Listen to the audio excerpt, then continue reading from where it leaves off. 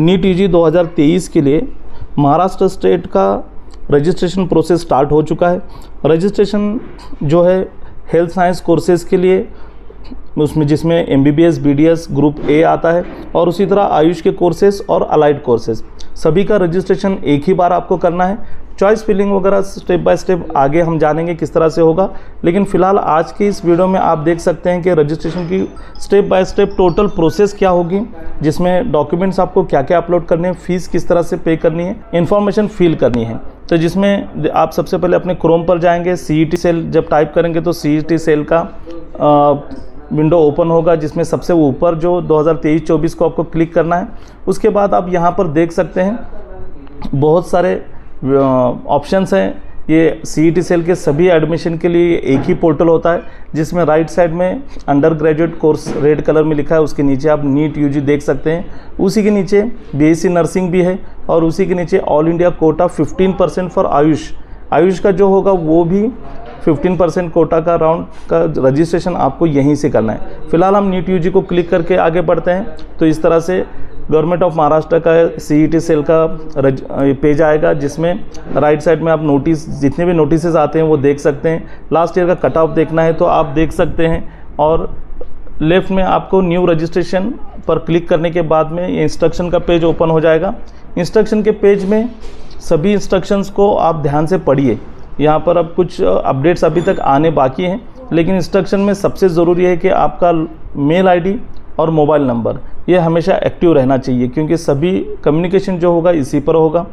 उसी तरह payment gateway में अभी तक फ़िलहाल हमें स्कैनर नहीं मिला है, तो आप डेबिट कार्ड, क्रेडिट कार्ड और नेट बैंकिंग से अपना पेमेंट कर सकते हैं। डॉक्यूमेंट जो हैं वो डॉक्यूमेंट 300 KB के अंदर होने चाहिए। जो साइज़ होती है PDF होनी चाहिए, और 300 KB से छोटे डॉक्यूमेंट स्कैन कलर कॉपी होनी चाहिए ओरिजिनल डॉक्यूमेंट की।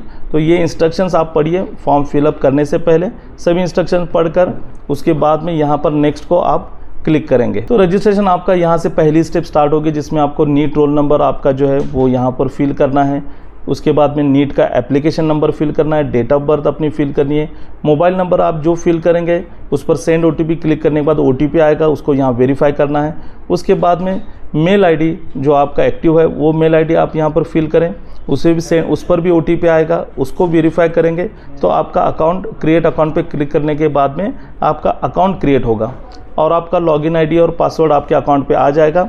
उसको लॉगिन कीजिए। लॉगिन करने के बाद में ये पेज आप देख सकते हैं, ऐसे एप्लीकेशन स्टेटस आपका पेज ओपन होगा, जिसमें सभी स्टेप्स है, कुल मिला के 10 स्टेप्स हैं जिसको आपने कंप्लीट करना है। यहाँ पर सभी का स्टेटस अभी फ़िलहाल इनकम्प्लीट दिखाया गया है। इसमें सभी स्टेप बाय स्टेप आप प्रोसेस करेंगे। 1 नंबर स्टेप जब कंप्लीट होगी तभी आप 2 नंबर के स्टेप को ओपन कर पाएंगे। यहाँ पर इनकम्प्लीट दिखा रहा है, और पर्सनल इन्फॉर्मेशन है, रिजर्वेशन है, क्वालिफिकेशन आप डिटेल्स है, एकेडमिक डिटेल्स, ये सब आपको फिल करने हैं। फर्स्ट स्टेप पर जाने के लिए सबसे ऊपर जो आप go and complete your profile पर क्लिक हियर लिखा है ब्लू कलर में, उसको आपने क्लिक करना है। तो यहाँ पर ये फर्स्ट स्टेज आप देख सकते हैं, जिसमें आपका नाम आ जाता है, आपका mobile number, date of birth और मेल ID जो आपने रजिस्ट्रेशन के वक्त फिल किया था। तो देखिए यहाँ पर अगर आपका जो लड़कियों का आफ्टर मैरिज नाम चेंज होता है तो उसको येस और नो अगर करना है। अगर नाम चेंज हुआ है तो rare of the rare case होते हैं इस तरह से, तो येस होगा तो येस कीजिए, नो होगा तो नो कीजिए। उसके बाद में आपका फादर्स फुल नेम आपने यहाँ पर डालना है, मदर्स नेम सिंगल भी डाल सकते हैं जो आपके 12th के बोर्ड सर्टिफिकेट पर होता है। जेंडर आपने चेक करना है। उसके बाद में अल्टरनेट मोबाइल नंबर और आधार कार्ड नंबर ऑप्शनल है, चाहे तो डाल सकते हैं, अदरवाइज स्किप कर सकते हैं। रिलीजन जो आपका होगा हिंदू, मुस्लिम, क्रिश्चियन, सिख, उसको आपने सिलेक्ट करना है और अपना परमानेंट एड्रेस यहाँ पर पूरा फिल करना है, जिसमें स्टेट, डिस्ट्रिक्ट, तालुका और पिन कोड भी ज़रूरी है, मैंडेटरी है, ये ध्यान रखें। उसके बाद अगर प्रेजेंट एड्रेस और परमानेंट एड्रेस में अगर डिफरेंस है तो ही क्लिक कीजिए, अदरवाइज सेव एंड नेक्स्ट करके आगे बढ़िए। जब अपना स्टेट यहाँ पर फिल करते हैं तो उसके बाद में कभी कभार डिस्ट्रिक्ट पर गाड़ी अटक जाती है और डिस्ट्रिक्ट सिलेक्ट नहीं हो पाते, तो ऐसे वक्त में स्टेट को फिर से सिलेक्ट कीजिए, दूसरा स्टेट सिलेक्ट कीजिए, फिर अपना महाराष्ट्र स्टेट सिलेक्ट कीजिए, आपका डिस्ट्रिक्ट आ जाएगा। तो जब भी इस तरह से आपका काम रुक जाता है तो आपने बैक करना है। बैक मीन्स पिछले स्टेप पर आना है, ऊपर बैक नहीं करना है, अदरवाइज लॉस हो जाएगा जितना भी डेटा है। और इसको सेव नेक्स्ट करके आगे बढ़ना है।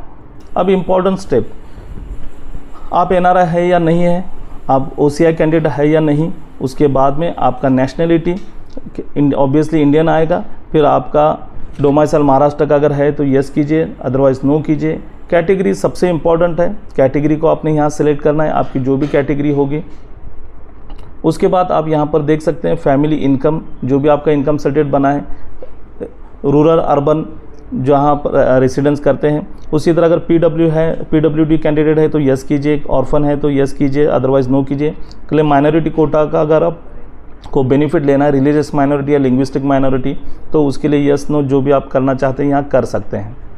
ठीक है, कैटेगरी में जैसे देखिए मैं एग्जांपल के तौर पे आपको समझाता हूँ। जब कैटेगरी आप EWS डालते हैं तो पूछा जाता है कि आपके पास EWS सर्टिफिकेट है या नहीं, यस या फिर अप्लाइड बट नॉट रिसीव्ड, तो दोनों को आप में से जो स्टेटस है उसको क्लिक करना है। OBC के लिए जब आप क्लिक करते हैं या किसी और रिजर्व कैटेगरी के लिए क्लिक करते हैं तो यहाँ पर आपको कास्ट सर्टिफिकेट पूछा जाएगा। कास्ट सर्टिफिकेट अनिवार्य है, वो अगर नहीं होगा तो नहीं चलेगा, फिर आपको ओपन में से लेना पड़ेगा एडमिशन। और अगर आपके पास कास्ट सर्टिफिकेट है तो फिर कास्ट वैलिडिटी पूछी जाएगी। कास्ट वैलिडिटी के लिए भी वही ऑप्शन आएगा, यस या फिर नॉट अवेलेबल बट अप्लाइड।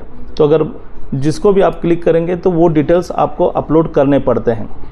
जैसे EWS आपके पास अभी नहीं है, आपने अप्लाइड बट नॉट रिसीव्ड लिखा है, तो उसके जो रिसीव्ड है, जब अप्लाई किया है तो उसके डिटेल्स आपको यहाँ पर देने पड़ते हैं।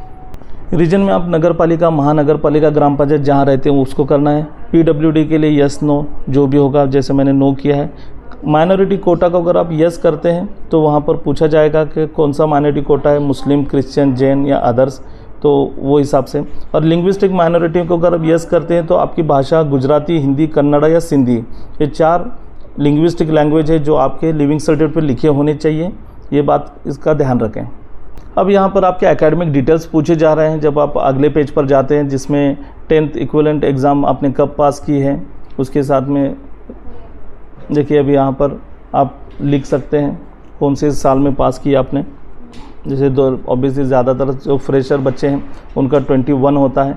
फिर आपकी लैंग्वेज कौन सी थी, उर्दू, अरबिक, पर्शियन, इसमें से अगर कोई लैंग्वेज आपके 10th में होगी तो उसे सिलेक्ट करें या फिर नन को सिलेक्ट करें।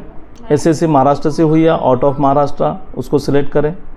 यहाँ पर 12th की मार्कशीट जो आपके डिटेल्स हो ऑटोमेटिक फेच हो जाते हैं, इसलिए आपने यहाँ पर अपने डिटेल्स फिल करने हैं। और HSC का मार्कशीट का जो HSC मार्कशीट पर जिस तरह से आपका नाम होता है उसी तरह आपने नाम लिखना है। और HSC का आपका एग्जामिनेशन सीट नंबर जो था वो लिखना है, तो ऑटोमेटिक आपके डिटेल्स यहाँ पर फेच हो जाते हैं। उसके बाद नेक्स्ट पेज आ जाता है जिसमें क्लेम एक्सेप्शन जो होता है, ये 4.7, 4.8 ये उन्हीं लोगों के लिए जिनके फादर गवर्नमेंट सर्वेंट है और महाराष्ट्र से बाहर उनकी पोस्टिंग हुई है, तो उनके लिए होता है क्लेम, अलग अलग क्लेम होता है, तो ये उन्हीं के लिए है। बाकी सब अपना नन को क्लिक करें। और जैसे D1, D2, D3 जो भी आपकी कैटेगरी होगी उसको आपने क्लिक करना है। D1 जो एक्स डिफेंस सर्विस वाले हैं उनके लिए है। फिर पारी आ जाती है आपकी I want to apply for. तो अगर आप MBBS और BDS आयुष के इंस्टीट्यूट कोटा को करना चाहते तो 5,000 रुपये, स्टेट कोटा के लिए करना चाहते हैं तो 1,000 रुपये, और दोनों को करना चाहते हैं तो फिर वहाँ पर आपको 6,000 रुपये। तो यहाँ पर ध्यानपूर्वक सिलेक्ट करें कि आपको अगर दोनों कोटा चाहिए तो ही आपने 6,000 को क्लिक करना है। अगर आपको सिर्फ स्टेट कोटा से जाना है, मैनेजमेंट कोटा की सीट आपको नहीं लेनी है, तो आपने 1,000 को क्लिक करना है। और जो अलाइड कोर्सेस है जैसे फिजियोथेरेपी, नर्सिंग वगैरह, उसके लिए भी 1,000 रुपये का ही आपको पेमेंट करना है।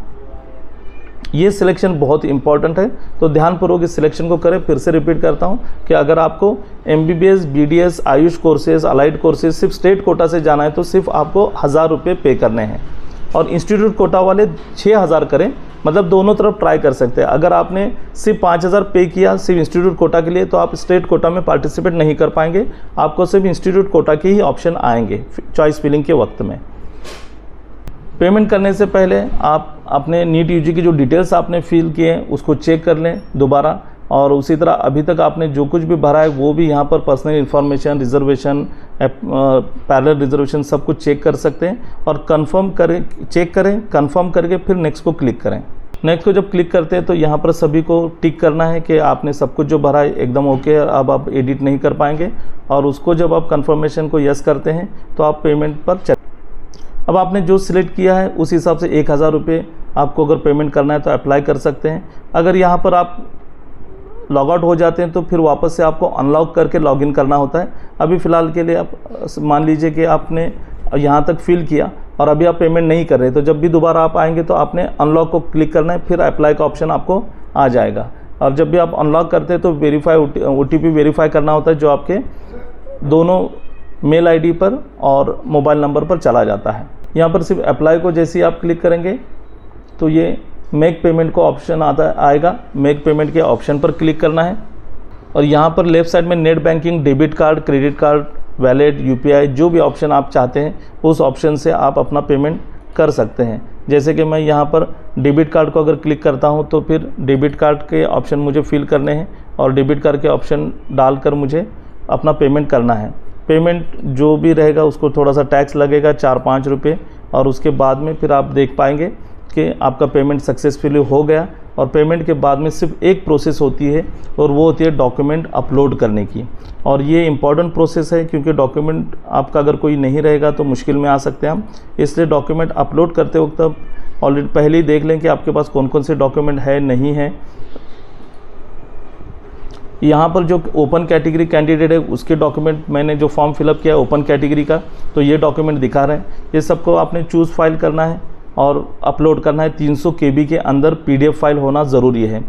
डॉक्यूमेंट ये ओपन कैटेगरी के लिए 7 डॉक्यूमेंट सभी के लिए कंपलसरी हैं, जिसमें डोमिसाइल सर्टिफिकेट, 12th का marksheet, SSC board certificate, medical fitness भी ज़रूरी है। आपको अभी अपलोड करना है। लास्ट ईयर में पहले अपलोड नहीं करना होता था, लेकिन आपको अभी अपलोड करना है। और एडमिट कार्ड जो आपका नीट का था वो भी आपको अपलोड करना, नीट UG की मार्कशीट भी अपलोड करनी है। और नेशनल सर्टिफिकेट जो है जिसमें स्कूल लिविंग सर्टिफिकेट या फिर आप इंडियन पासपोर्ट भी अपलोड कर सकते हैं। ये 7 डॉक्यूमेंट आप सभी को कंपलसरी है। इसके बाद में अगर आप रिजर्व कैटेगरी से आते हैं तो आपको कास्ट सर्टिफिकेट, कास्ट वैलिडिटी और non criminal, SC ST category के लिए नॉन क्रिमिनल का ऑप्शन नहीं रहता। और अगर माइनॉरिटी का आपने अगर बेनिफिट को सिलेक्ट किया है तो आपको माइनॉरिटी, रिलीजियस माइनॉरिटी सर्टिफिकेट भी यहाँ पर अपलोड करना पड़ता है, या फिर एफिडेविट जो आपका रहता है वो अपलोड करना है। तो इस तरह से आपके कैटेगरी के हिसाब से जो डॉक्यूमेंट दिखाए जाएंगे उनको आपने अपलोड कीजिए और सबमिट कीजिए। सबमिट करने के बाद में आपका पूरा PDF डाउनलोड कीजिए और चॉइस फिलिंग का इंतज़ार कीजिए। चलिए, आइडियल करियर सेंटर में इसी तरह के वीडियोज़, आपको इन्फॉर्मेटिव वीडियोज़ मिलते रहेंगे। उसके लिए चैनल को सब्सक्राइब कीजिए और बेल आइकॉन को प्रेस कीजिए।